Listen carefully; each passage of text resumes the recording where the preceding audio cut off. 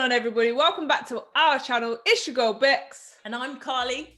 And we're delivering content designed to unlock your mindset and your actions to be limitless. Don't forget to like, comment, share, and subscribe. And like we always say, ring the bell notification so you can get alerted when we drop videos just like this. All right, so today's episode, we are going to talk a little bit about us.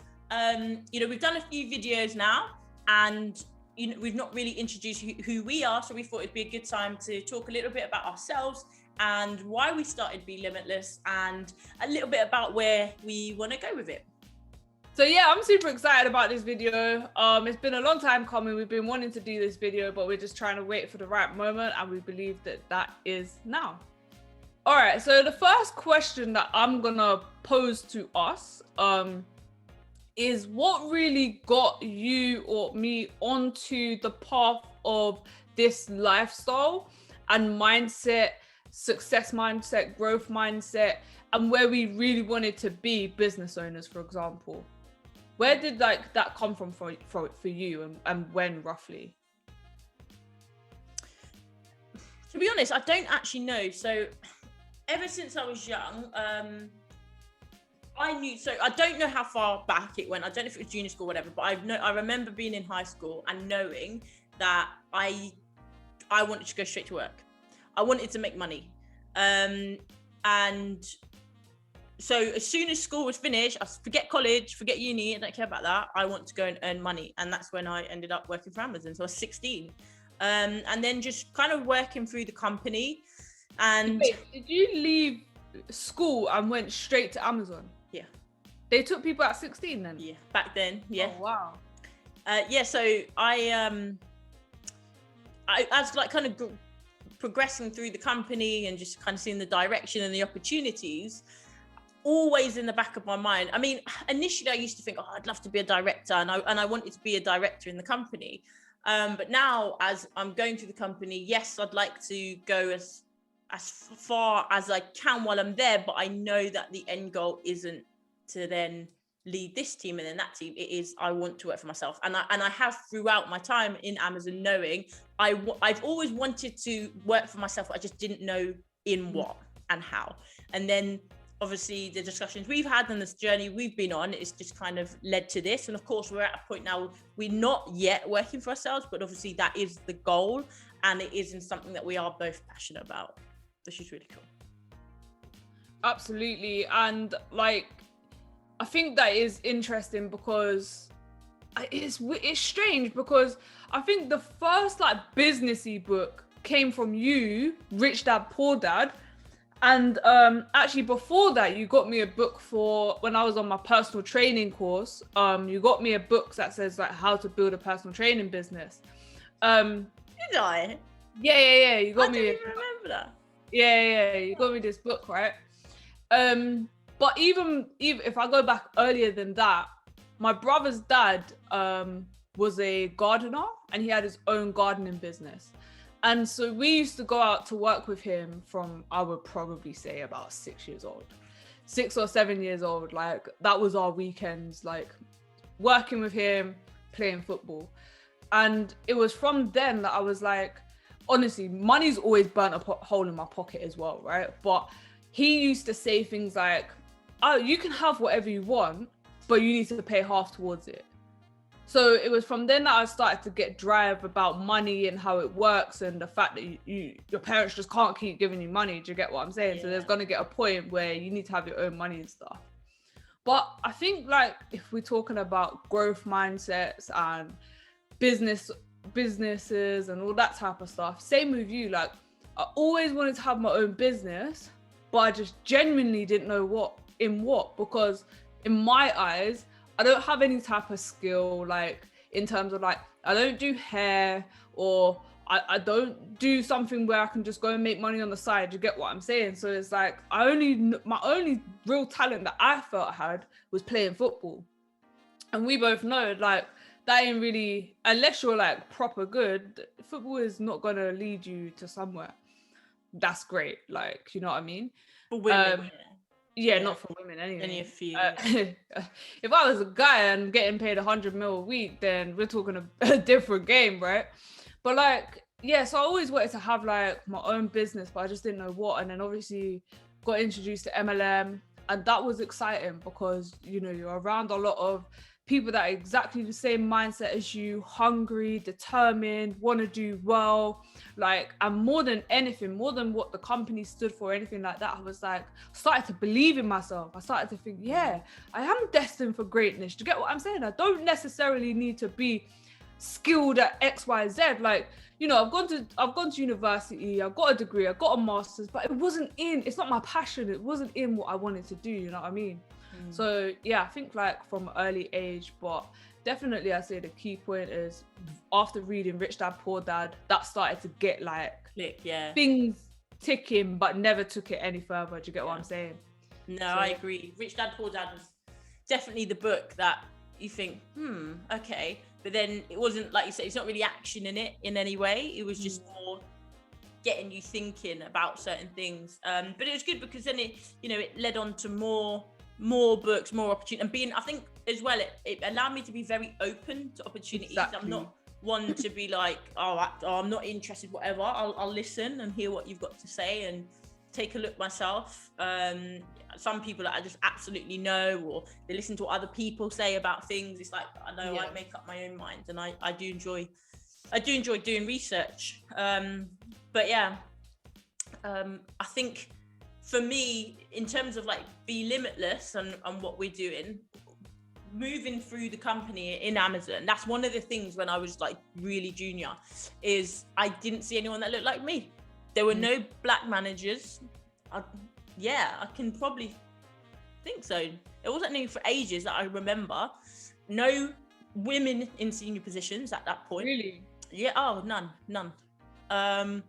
And then none that were visible anyway in the UK and stuff. And then our general manager was a black guy. And then I was like, wow, oh my God. Like, I remember it was amazing. He was a really cool guy. Got to work with him in a new site in Doncaster. And then from there, because we worked together, then went to work for him on the launch team as well. And remember, I got to go to the US like every year or so. I used to go to. I remember that, Remember, I used to always have to go. I thought you're always going somewhere. Yeah, and that's when I met the first female. I'm pretty sure she was the first female general manager I'd met, and she was a black lady. And I pulled her to a side and actually made a comment to her about it. I couldn't believe it.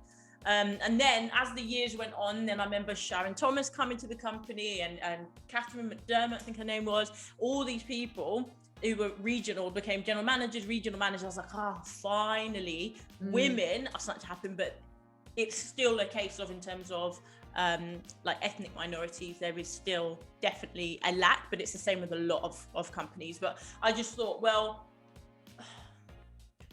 I'm that kind of person that I don't necessarily need to see someone to have done it to allow me to then go, right, okay, it means I can do it too. I will happily be that first person to do it.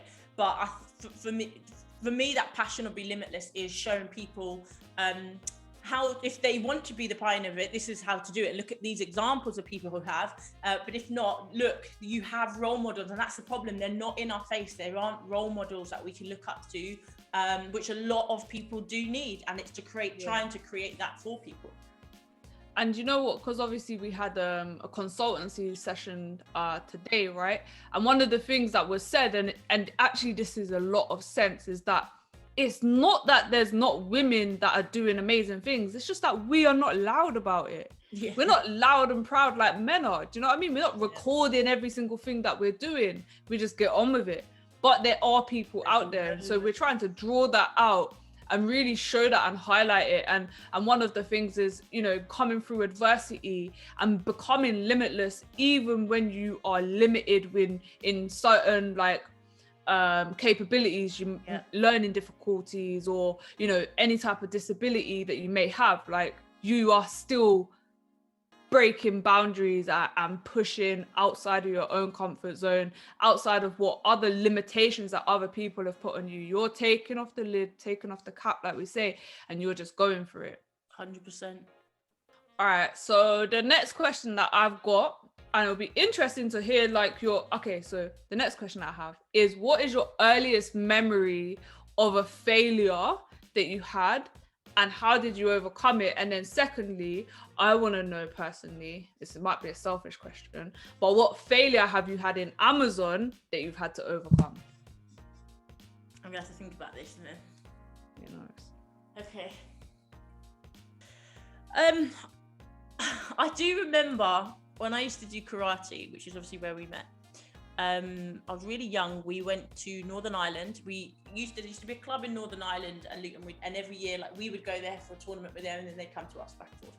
And I'd gone there, and I was in a team kata, and I messed up. So I did the wrong kata. Started out right. The next move was supposed to go forward like that, and I turned and then threw a kick out. And I was just like, that's the wrong kata. And obviously we had to stop, reset. But I've always been shy since I was young. Like, if you see, anytime my parents would try to take pictures of me as a kid, I'd always cover my face. I hate being on camera. And but I think that in front of so many people making a mistake, I can't stand to be embarrassed. Like, I don't like it. I don't like being center of attention, people looking at me. Like, the thought of, oh God, even now when I used to like perform and stuff, being on stage, it's horrible. I don't like it. And I wonder if that stemmed from then, that kind of added a bit more fear to it. Yeah. That was my earliest memory. I don't know, maybe I was about 8 or something like that, 9 maybe. And then Amazon, I wouldn't say there's anything that stands out to me that I really messed up, but there's definitely projects or stuff like that I've potentially not delivered on. So I'd say my last team, on a specific project, I had ideas and papers I was writing, and I didn't quite deliver it in the right way, but I believe it was because I'd not outgrown that environment, but it was no longer, when I joined, it was very much a new team, and I'd gone back and forward with different managers, etc. And it just, what I was supposed to do, there was change in direction. So I kind of lost my passion to be there, and it was constant change, and it was always, well, it'll become this, and it never did. So I think losing that drive in that environment, I just no longer kind of had the will or the passion in it anymore. And then I was just approached by a friend to come back to a team I used to be on. And then within I joined in September, October, November, December, January, February, March, April, May. So May. So within 9 months, I became a regional manager. So it's just the environment that you're in. It's a very new team. Like, in terms of, there's a lot of new people on it, but it was just a better environment because I'm an executor. I'll get it done. That's just, I don't like this behind the scenes planning. I like a bit of it, but my last role was too much of that. I just like to get on and do and get hands on. So this new team is definitely a lot better for me. So yeah. I think it's interesting because a lot of people say you don't fail unless you quit, right? But you could be going in the wrong you could be going forward, but just in the wrong direction for just a little bit too long. And then guess what? You end up failing because you're not in the right place or the right vehicle. You've moved to another team and you've been able to rock it in 9 months. You've been able to do something in that team in 9 months that you haven't been able to do in the previous team. It's not necessarily you. It's like you say, sometimes it's the situation that you're sitting in. It's not the right vibe for you. And I think that's really important because it's just knowing when to say, hold on a minute, take a look at myself. Like, is it me? Do I need to upskill? Or am I just not enjoying where I am? Like, do I enjoy the work or do I just not enjoy it? And it's okay to not enjoy something. And I think you have to be able to see it to get yourself out of it, because you can end up in a spiral and you just end up in a complete rut. It's horrible. And it causes self-doubt. It causes like, I'm not, the doubt, like your self-worth and all the rest of it. Like, so I think it's a really important message that, sometimes just know where you are and really find a way to be in tune with yourself on what you're doing and the direction that you want to go in, because it is okay if your goals and the company that you work for goals no longer align. Yeah. You know what I mean? 100%. Like, or your skill set is like, yeah, this isn't right for me. Like, this environment doesn't make sense for me to be in. Then it's fine to change. And like you say, you might be going forward, but you've got to think, is it the right direction? And sometimes you have to take a step back to take 3 forward, or, you know, lateral moves. And that's absolutely fine. But you don't see it as a failure. If anything, it's worth staying where you are, because you just keep going and going and going, and you just keep digging, and it's like harder to get out of. So I definitely stayed longer than I probably should have, but you know, at the end of the day, I'm out of that environment now. I'm in a much better one, and the team I work on is amazing. So yeah. Sick. So I would say my earliest failure, and I don't know about career failures, but I would say that my earliest failure as a kid that I remember is football. Missing a penalty, and I'm pretty sure it was in a competition final as well. And I think we didn't win because of it. And honestly, it rocked my world in the worst way. Like you, I'm very shy, never used to want the attention on me. Don't look at me, I'm shy. Don't look at me, I'm shy. Like literally, don't look at me. Don't ask me a question. Don't ask me to take a picture or anything like that. So the fact that I had to go and take a penalty, and I was confident, like I was confident at football. I will be in goal, take penalties, everything. Footballer though. Put this ball down, and I think it just went at the keeper, and that knocked my confidence. I don't think I took a penalty for years after that, not until we went into ladies football. I don't even think I ever took a penalty. Same thing. There's too much tension. I don't like it. Too much. Don't imagine being the person, like, if I have to take a penalty, I'm going number 1 or number 2. I'm going number 1 or number 2, because if I miss, we still got the whole team. Yeah, exactly. Yeah. Never catch me at number 5. You're never going to catch me at a position where it's my penalty, like win or lose. No way. But my brother would be like, yeah, I'll go 5. Like, just so confident. Like, yeah, let's do it. I'm going. I'll tell you from the beginning. I am going number 5 because I want to be the winner. Like, yeah. It's crazy. But like, to overcome that, like, obviously you just have to put yourself back in the driving seat. Do you know what I mean? But yeah, I would say that was like my earliest memory of like a failure. In work wise, I don't really think that I've failed at anything major. However, I've probably failed in the respect that I've let myself down in the way that I've reacted to situations, because I'm a fiery person. And so when you come from a certain, and it's not about being from the hood and all these things, because it's not that. But when you've been around certain people, there's certain things that you allow, certain things that you just won't allow. And it's like you get into a professional setting, and now you've got people talking to you in a certain way that it just would never happen. You could just never, you can't have those conversations. Or if you do, you can have a dialogue properly. Do you get what I'm saying? And I think I've let myself down a lot in those situations. So I say that's a failure, like in terms of my own personal self. However, like, it's just being around people that are more calm, that you have to just say to yourself, you know what? I do need to change, and I do need to think about ways that I can articulate myself and increase my emotional intelligence, and just know how to just second myself and be calm and just deliver the message that I want. And, you know, like, it's people like you, people like my partner, when I hear the way that you guys speak and the words that you're using to, even if you're pissed off, you deliver it in a certain way. I'm trying to pick up on these things so that I can, like, deliver my message better without, like, you know, nearly crying and like wanting to scream. You are right, and it is like the environment. This is what they say, like the people you hang around and stuff like that. And don't get me wrong, like, obviously it's something I've developed over the years. I used to be aggy, you know me. I used to have a temper, like little things would just switch. But I've just like big deal, like, okay, it's gone wrong, so what? All right, even it's not the end of the world, sort of thing. That's where I try and look at things. I will admit, the only place I haven't learned to control my temper is in the car. Like, I get road rage. Oh my goodness. It stems out of annoyance that some things that people do I just find so dangerous And it really annoys me. Like, you could have hit somebody because that or whatever. And that's why I get really angry.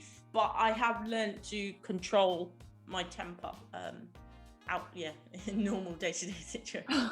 I used to be aggy in the car, but nowadays I'm just so calm because it stresses me out. Like, my partner, bro, I have to just like literally just turn off my ears and just be like, you know what, it is what it is. Let me just sit here and close my eyes and just like zen out and just be cool. All right, have you got a question or? Yeah, what are you most excited about of like the things we've spoken about and the vision for Be Limitless? Boy, that's a good question. To be honest, I think that what we're trying to do is impact people.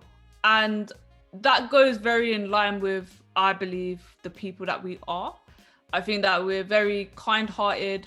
I think that we're very generous. We're very always wanting to give a helping hand to people. And I think that with the message that we're trying to put out, that's exciting because I feel like we do touch people, and I think we are already touching people. I've had so many messages where people have said, do you know what? Your video came right on time. You guys have got good energy, X, Y, Z. And I think to grow that to a bigger scale, to grow that where we are challenging ourselves. Like, I think both of us, it's a shared goal, is to speak in a stadium. And we are people that are shy. I'm a person that has broken down on the floor, hysterical, to give a presentation at university. And I just think that we can deliver a message. And I think that's what I'm most excited about, is to be able to deliver our message and bring our personality across at the same time. 100%. How about you?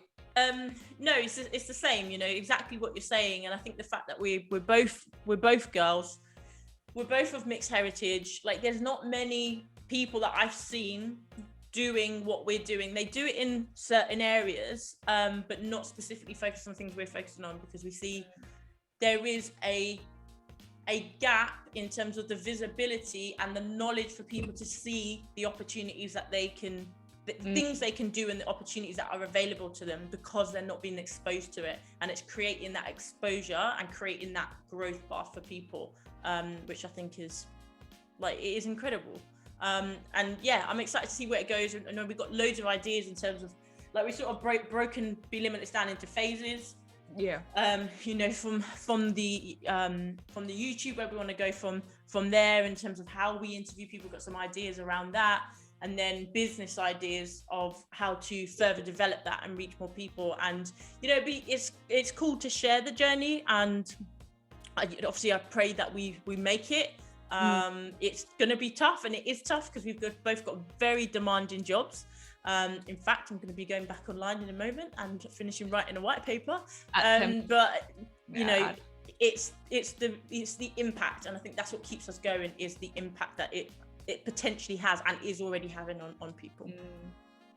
Yeah, man, I'm super, super excited. And you know what, like, we always said that we wanted to be authentic. We always said that we want to share our journey, because we don't want you to see us when we've blown on YouTube and, we're only showing you all the good stuff. We want to bring you along on the journey. We want to share our successes, our ups and our downs, and, share it with everybody, put a platform for everybody. Like, we've got some cool ideas, and we understand that there's phases to this and there's levels to it, and we have to build a foundation in order to get ourselves set up to take it to the next level. But we think that, like, one of our things that we want to do is going to change the game, because there's not many people that are doing it out there. Yeah. So I'm just excited for everything that's to come. Absolutely. And if you've got anybody that you want us to go and research, or somebody that you think is worthy of highlighting their success story, definitely shout us. If you want to come and feature on our channel as well, definitely shout us. If you want to share a story, like, let us know, because we want this to be, we don't just want this to be just me and Carly. Do you get what I'm saying? Like, we want it to be everybody. We want everybody to 100% elevate, you know what I mean? So that's the end of our video. Thank you so much for tuning in. Don't forget to like, comment, share, and subscribe. I've been your girl, Bex. And I've been Carly. Thank you so much for watching this week's episode, and we will see you next week. Peace.